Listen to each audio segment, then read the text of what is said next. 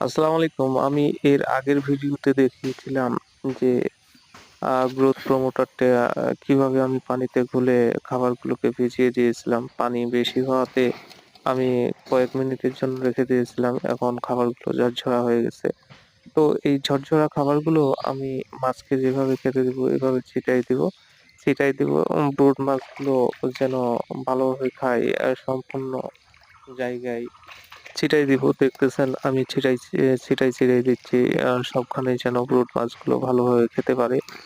তো আপনারা অবশ্যই এভাবে মাছের যত্ন নিবেন। ভিটামিন প্রেমিক্স গুলো খাওয়াবেন, জিঙ্ক খাওয়াবেন, তারপরে লিভার টনিক খাওয়াবেন। তাহলে ব্রুড মাছের যে ডিমের হ্যাচিং রেট আর বাচ্চাগুলো ভালো হবে।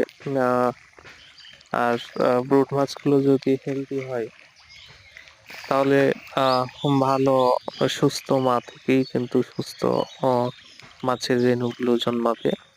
তো সেগুলো যদি আমরা চাষের পুকুরে দিই বা চাষ করি সেগুলোর একটা ভালো ফলাফল পাবো ইনশাল্লাহ। সেজন্য আমরা ব্রুড মাছকে শুরু থেকেই ভালোভাবে যত্ন নেব। এগুলো ভিটামিন প্রেমিক্স খাওয়ানোর পরেই আমরা মুরগির নাড়িভুড়ি তারপরে কিউবিফ্যাক্স এগুলো খাওয়ালে ভালো একটা ফলাফল পাওয়া যায়।